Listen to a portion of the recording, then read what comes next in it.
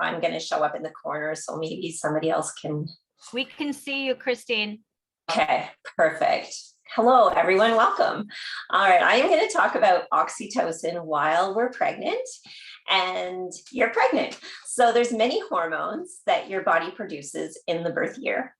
But since yesterday was Valentine's Day, we're going to talk about oxytocin, the love hormone. Do you want to advance the slide there, Amanda? And oxytocin is definitely the doula's favorite hormone. And so any excuse will do to talk about it. It's a very important hormone in the birth year. And it's the way, I feel like oxytocin is the way our hormonal system speaks the language of love. And I noticed that oxytocin, I just noticed this recently for some reason, it starts with an OX. So I call it the hug kiss hormone to help us remember that it's the love hormone. It's not just for people who are giving birth, it is present in every human of every age. So that I find really fascinating. When you're pregnant, oxytocin levels start to rise right away. And one of the things they do at the beginning is they help us to gain a few pounds. Oxytocin helps us gain a few pounds just in case our bodies are deprived of food to keep our babies and ourselves well nourished during pregnancy. So oxytocin also has this wonderful effect on our personality and our emotions when we're pregnant. So it helps us to feel calm and relaxed, and that helps us to be a team player. We're motivated to seek out support and to ask to be surrounded by people that will support us. And this is a really smart thing that our body does for us, because we really need support, don't we? Especially when we're pregnant and giving birth. I would encourage you all to practice relaxation exercises with your birth partner. So this seems so simple. We want to learn all the things about birth, and that's important. It really is. But one of the best and easiest and most calming things we can bring to our birth is love. And so what I would like you to do in pregnancy is practice relaxation exercises. So you can pick an area of your body to get a massage. The shoulders work well for most people. So support partners, this is not a like get the knots out kind of massage. It's a grounding touch with your whole hand that's nice and smooth, firm and gentle. That touch tells your partner, I'm here for you. You're not alone. And it tells your partner, everything's going to be okay. I'm here. So you could put some nice music on, relaxing music. You could turn your lights down low, because those things help oxytocin to flow. And so if you're getting the massage, pregnant person, you're going to be taking some nice, slow, deep breaths and thinking lovely, just loving thoughts about your partner. Like, they're going to be here for me. I love them. And just take your time and breathe through it. What this exercise will do, it will make you feel calm, relaxed, and even sleepy. And that is a great sign that it's causing your oxytocin levels to rise. And that's really important to help us prepare for labor. What my goal with that for you would be that each time you practice, you get an even bigger relax. You feel even better. And when you head into labor, your support partner just touches your shoulders and you just melt. That's going to help you a lot in labor, and it's going to feel good too. It's a great way in pregnancy to help you feel calm, to help anxiety levels to go down, and to help your partnership with your partner to improve and become more touchy-feely, which is really good for labor. And you can make this exercise your own. So you can tense your shoulders and then relax under your partner's touch. That's a variation. You can try different parts of your body, such as you can scrunch your face up like you would if you were in pain, and your support person can just smooth that pain away while you breathe. And you can also give and receive this massage, because your support partner has oxytocin too. and it can make them feel good and calm too. It's a really nice exercise to do for each other. And then as pregnancy melts into early labor, you'll have laid this really great foundation for the work that's ahead. So enjoy your oxytocin in pregnancy.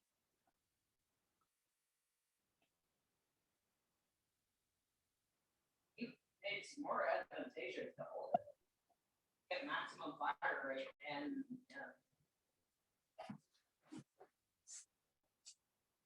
Sorry, I'm just trying to make sure this all works.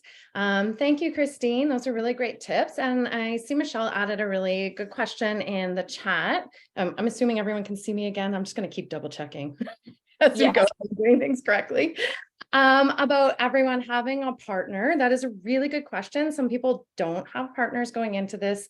And these are great things that your doula can actually help you with and guide you through, or any family or friends that can support you too. So making the assumption that everyone has a partner is absolutely not something to do, but absolutely someone that we can find people to help fill those roles for us. Yes. So when I say birth support partner, I mean anybody who's in labor supporting you. Excellent. Thank you. Our next doula is Christy. She is a birth and postpartum doula with us at Helping Hands. And just make sure there. Sorry, my screen is covering half of what I want to share with you. So her thirst for knowledge about the physiology of birth began when hearing about her peers' traumatic and unexpected sometimes experiences for their births. I think probably a lot of us on the team can understand that, and all have our own personal experiences and experiences with other people that really resonates with us. She's also an avid traveler, so probably really happy that things are starting to look more optimistic. So Christine, take it away. I have my next trip on the books, although I haven't bought my ticket, but will do in the next few days. I'm going to Nairobi. Anyway, fun fact. So what I wanted to present to you guys today is the idea that procreation is somewhat on a spectrum of oxytocin. So it was a good point that Michelle brought up about not everybody having a partner when they give birth. Not everybody also conceives the traditional way, which is through sexual intercourse, of course. But that doesn't limit you from creating your own oxytocin. And well, I'll just say it plainly for you when the time comes. In any case, however, normally, even with assisted reproductive technologies, sperm has to come from somewhere. So it does start with an orgasm. Now, an orgasm, functionally, what happens in your body is you get a huge rush of oxytocin. Oxytocin is also something that helps to bond humans together. So if you have an orgasm with somebody else present, then you feel closer together. Moving on, because I'm going to be talking about oxytocin with birth. Christine brought up a bunch of really great points about oxytocin during pregnancy and building up that connection between partners. If you don't have a partner, you can also practice building up your own oxytocin with self-pleasure, essentially. So I have a wonderful mentor that I follow who's a midwife in Brazil. She's actually Mexican. Her name is Naoli Vinever, and she talks about if you don't have a partner, make sure that you have a vibrator. So orgasms, like I said, boost the oxytocin. What happens with oxytocin during the birth process, though? Oxytocin, when it's released in your body, it comes from your brain. Your uterus and the uterine muscles have a whole bunch of oxytocin receptors. And so you get that flooded through your bloodstream, and it goes to your uterus and it causes uterine contractions. And as we probably know, uterine contractions will culminate in the birth of your baby. So it'll eventually push your baby out. But the way that it happens in normal physiologic birth is it builds and it builds and it builds and it builds and culminates with the birth of your child. So that happens for a couple of reasons. you need stronger and stronger contractions to bring the baby out. But also the moment of childbirth, Amanda, can we switch to the next slide? Thank you. Maybe the one after that. I don't know if Drew said that. Yes. The moment of childbirth, when the baby emerges from your body and you receive that baby onto your chest, is the biggest rush of oxytocin that we have in human experience. So far, far, far greater than any orgasm. So maybe orgasm and birth aren't words that you normally associate, but physiologically what's happening in your body actually is like that's, you know, the beginning of the procreation. This is the culmination of the procreation. It comes with a huge amount of oxytocin. So oxytocin, artificial oxytocin, is actually one of the things that is used in medicine to induce or speed up labors if they slow down.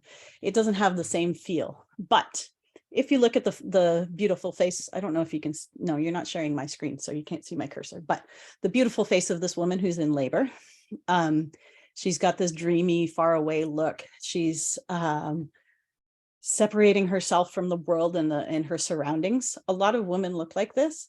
And if you focus in on just the face and you compare the face of a woman who's in the process of giving birth to a woman who's in the process of having an orgasm, oftentimes you can't even tell the difference, like who's having an orgasm and who's having a baby.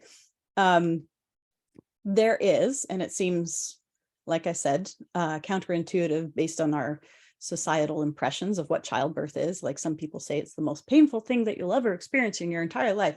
Obviously, it is very intense, but some people who are able to relax and let go of the fear of these sensations can actually feel like they're having orgasms during labor. So they call that ecstatic birth or orgasmic birth. And there have been books written about it and movies and lots of podcasts and all kinds of things if you want to go out and look for those things. Another one of the reasons that you have such a huge amount of oxytocin is not just for the contractions, but the moment that you're meeting this tiny little human that you're going to have to take care of for the next 18 or however many years after, you need to have a really strong bond with that little human. Now, this is not to say that people who don't give birth this way are not going to have a strong bond with their human, but physiologically, this is why it happens. So you have this bond produced by the oxytocin that's not just flowing through your body, it's also flowing through the baby's body.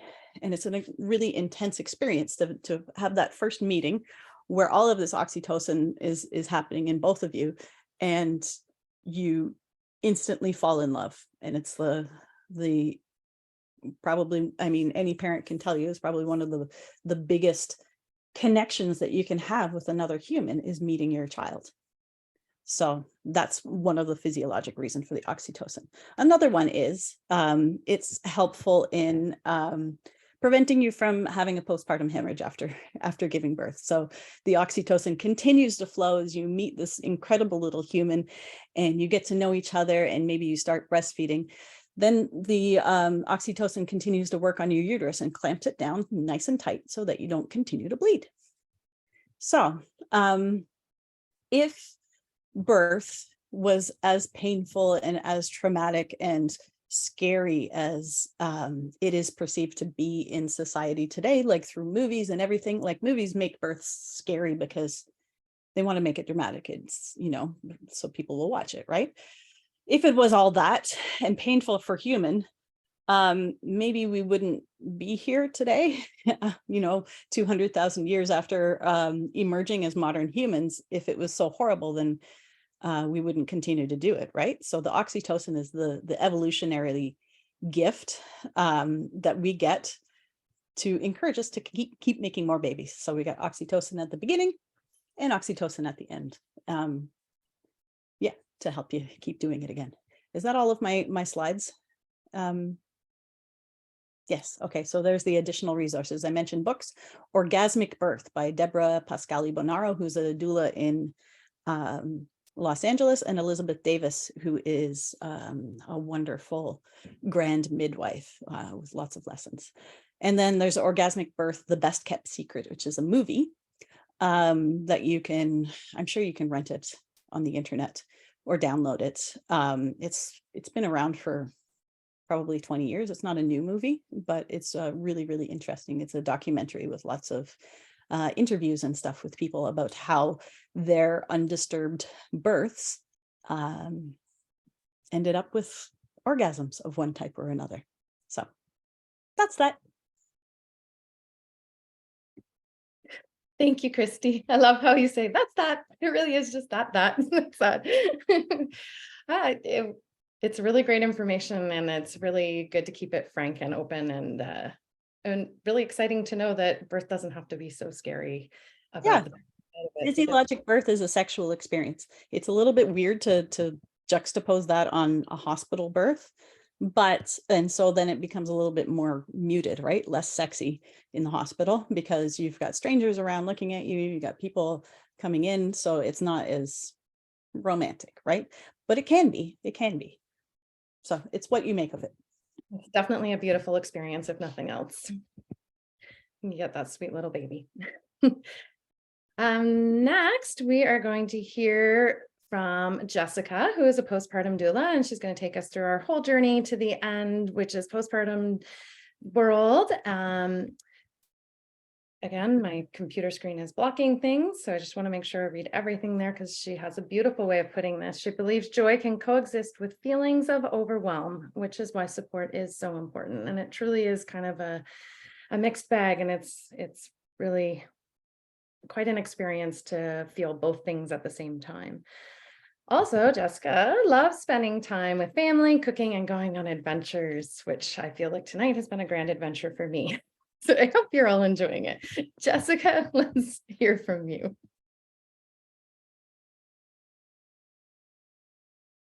Oh, can everyone hear me? Okay. Okay, so I'm going to be talking about oxytocin in the postpartum phase. So I'll start off with a quick definition according to PubMed. So oxytocin can induce anti-stress-like effects such as reduction of blood pressure and cortisol levels, which is a stress hormone. It increases pain thresholds, exerts an anxiolytic-like effect, and stimulates various types of positive social interaction. In addition, it promotes growth and healing. And we also know that it plays an important role in milk ejection in chest feeding parents. So the next slide. So I'm going to talk to you guys about a few ways that you can help release this powerful hormone while you and maybe your partner are in postpartum phase. So the first way is skin to skin, and this is talked about, I think, the most, in this world. So, and there's a reason for it, because touch, and much like Christine and Christy described, touch is one of the fastest ways to increase oxytocin in the body. So once you've delivered your beautiful baby, one of the really important things to do is skin to skin. And it can be as simple as just unbuttoning your shirt and unzipping your baby's onesie and just, letting you be your chest touch. Or you can go, fully both undressed, in which case you can drape a thin blanket or sheet over top of yourself and your baby. So there's a few ways of doing it. After birth, this hormone helps the uterus contract, which helps lessen postpartum bleeding. It warms both parent and baby, which reduces crying and helps regulate their blood sugar levels. Skin to skin can really support chest feeding too, as it promotes the release of the hormone prolactin, which essentially enables milk production. Bear in mind that parents who choose to bottle feed from day one still hugely benefit from skin to skin for all of the previously mentioned reasons, bonding, etc.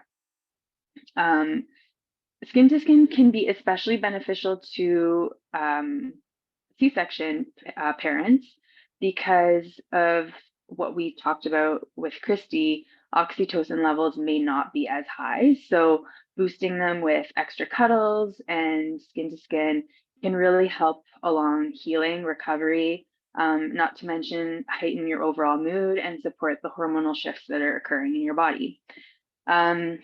Support partners also have a real opportunity to bond with their baby by reaping many of the feel-good benefits that skin to skin has to offer. And we don't talk about that as much, but you know, a support partner can even be a family member or a really close friend. It's hard to see someone that you've known for a really long time go through this kind of change. You may feel like you knew them inside and out, and if you're a close person to them, you may be grieving a little bit, like you've temporarily lost this person, or they have really changed, and they have.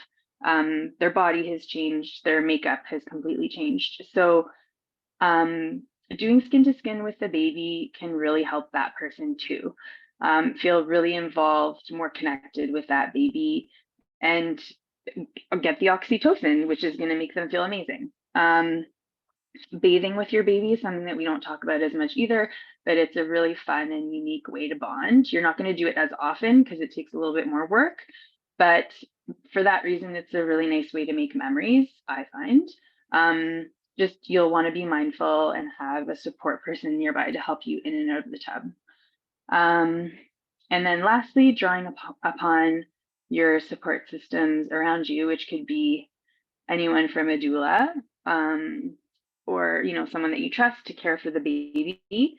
Go take a nap by yourself and enjoy a movie, or spoon with your partner and draw upon that love hormone, because you're both exhausted and it's a really tough time. Like, you're so focused on this third person that just came into the picture. It can be really, really easy to slide into just taking care of the baby. You need to connect with the person that you knew before the baby came. And that can be a place of comfort for both of you. So I think that's it for skin to skin. The next one is mindfulness, which I will read the definition. A mental state achieved by focusing one's awareness on the present moment, right, while calmly acknowledging and accepting one's feelings, thoughts, bodily sensations, used as a therapeutic technique. So I was actually really inspired by Christine, one of our awesome doulas at Helping Hands Doula, to talk about this concept in the postpartum phase. And Christine Angrove was discussing with us on the topic on how to build confidence in parents that are having challenges soothing their baby. And I found it really insightful. So I'm going to quote her here. She said, "When the baby is sleeping on your chest, snuggle in, kiss and admire your baby. Notice how relaxed and happy they are, and take some deep breaths and feel how nice it feels." Now, this might seem really obvious, but when you are postpartum or your support person is postpartum along with you, there's some feelings of overwhelm and anxiety that come along. And sometimes you kind of have to force relax, like everything's going to be okay. Just take the time to be here in this exact moment. And it can require a little bit of work, but I think it can be totally worth it. So in this way, it's sort of elaborating on skin to skin, like a step 2 to that. Pausing, breathing, observing in the present moment, allowing to let go of any worries, even just for a brief moment. You can come to a very basic and sensorial experience, which is a great way to release oxytocin. Take in everything about your baby, their palms, their little fingernails, their smell, how their body rises and falls when they breathe, and remind yourself that you are their home. You are the safest place on earth to them, and their love for you is completely unmatched by anyone in the world. It's easy as a new parent to feel like you don't know what you're doing. They think you know everything. They know you know everything. You're their total home base. So just remind yourself of that when you're feeling lost and scared. So I think I can, yeah, so the reason why mindfulness is such a powerful tool, particularly in this trimester, is that it's a monumental shift in your mind, body, and spirit. And you have many new responsibilities. Your relationship dynamics are going to change with a lot of people around you. And it can sometimes feel like a lonely place. So anchoring yourself to the exact thing that caused this, your baby, will kind of help heal all of that. It can be like kind of like an equalizer for a time when you're swept away with fears and anxieties. Okay, so the next thing is time apart or self-care. So we talked about all this lovey-dovey closeness and holding and cuddling, which is awesome, but sometimes you should take a break and you should deliberately walk away from your baby so long as they're in a safe place and or with someone who's watching over them. So being so close to your baby all day can be completely exhausting. Granting yourself permission to step away will actually fill you with joy and delight when you return to them. So I see this a lot with clients when they even just go take like a 45-minute nap. They wake up, they come out of the bedroom, they're like, oh my God, you're so cute, I missed you.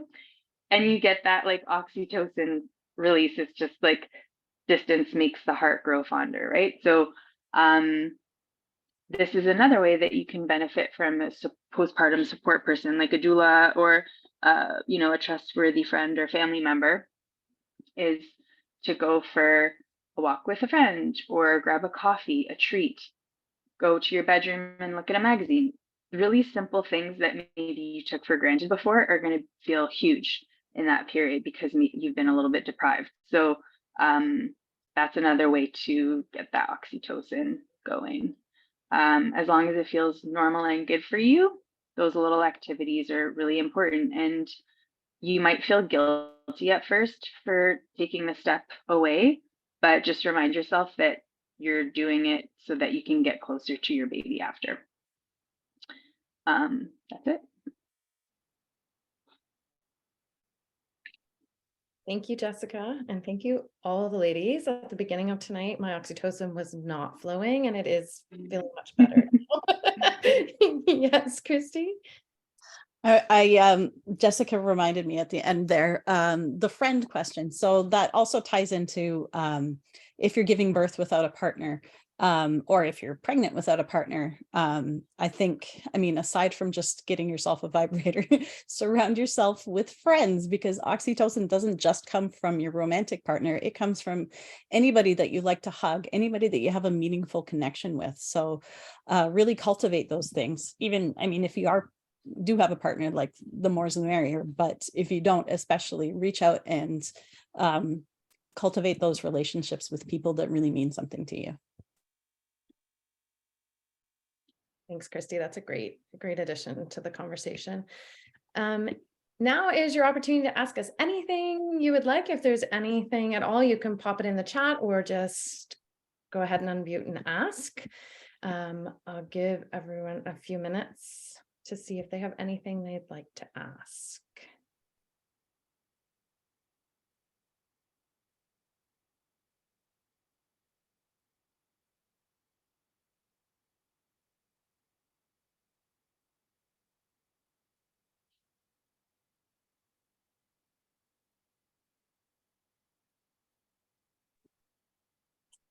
It's usually quiet.